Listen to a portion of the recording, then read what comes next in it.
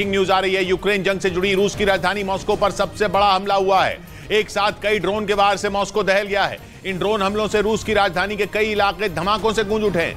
Moscow के आसमान में एक साथ कई ड्रोन मंडराते देख वहां खलबली मच गई। वहां हवाई हमले के सायरन बजने लगे।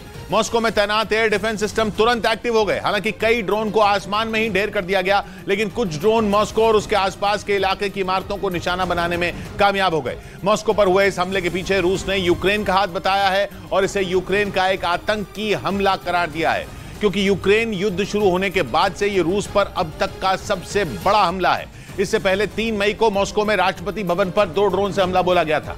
उस वक्त भी रूस ने सीधे यूक्रेन पर ही हमले का आरोप लगाया था। हालांकि इस हमले को वक्त रहते नाकाम कर दिया गया था, लेकिन इस बार मॉस्को पर जो हमला हुआ उसने पुतिन की नींद उड़ा दी, क्योंकि सुबह के वक्त ही मॉस्को एक के बाद एक हुए कई धमाकों से दहल गया। मॉस्को पर हुए ड्रोन अटैक के कई वीडियो भी सामने आए, जिनमें एक वीडियो में धमाकों की वजह से घबराए लोग सड़क पर खड़े दिखाई दिए, जबकि मॉस्को और उसके आसपास के इलाके में आसमान में कई ड्रोन उड़ते नजर आए। हालांकि उनमें कई ड्रोन को हवा में ही ढेर कर दिया गया। रूस के मीडिया के मुताबिक मॉस्को पर करीब 25 ड्रोन ने धावा बोला, जिनमें 13 ड्रोन मार गिराए गए, लेकिन कुछ ड्रोन अटैक करने में कामयाब रहे और उन्होंने 2 इमारतों को नुकसान पहुंचाया।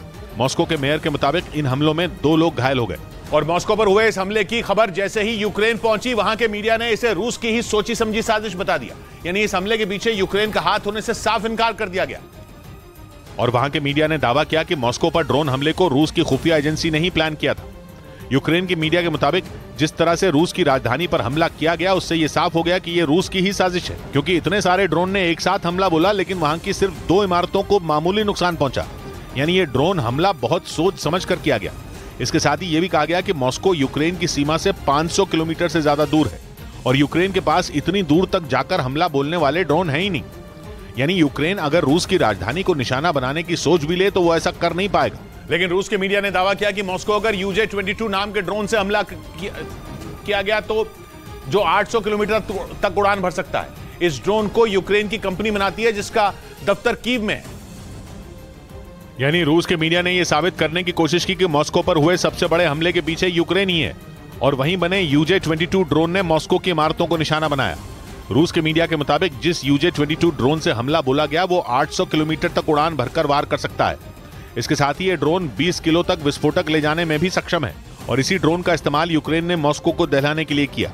हालांकि अगर रूसी मीडिया के इस दावे में जरा भी सच्चाई है तो ये रूस के लिए एक बुरा सपना साबित हो सकता है, क्योंकि अगर इतनी लंबी दूरी तक वार करने वाला ड्रोन यूक्रेन के पास मौजूद है तो वो रूस की राजधानी मॉस्को को आने वाले वक्त में भी निशाना बना सकता है। उधर पश्चिमी मीडिया ने दावा किया कि मॉस्को पर हुए ड्रोन अटैक के बाद वैगनर ग्रुप के चीफ येवगेनी प्रिगोजिन रूस के रक्षा मंत्रालय पर जमकर बरसे।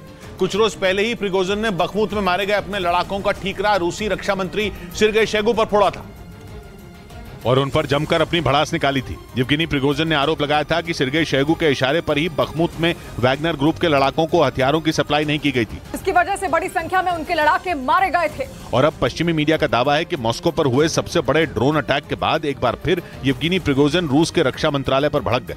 उन्होंने आरोप लगाया कि मॉस्को पर हमले को रोकने के लिए रक्षा मंत्री सिर्गेई शोइगु कुछ भी नहीं कर रहे हैं और उनकी नाकामियों की वजह से लगातार यूक्रेन की सेना मॉस्को पर हमले कर रही है।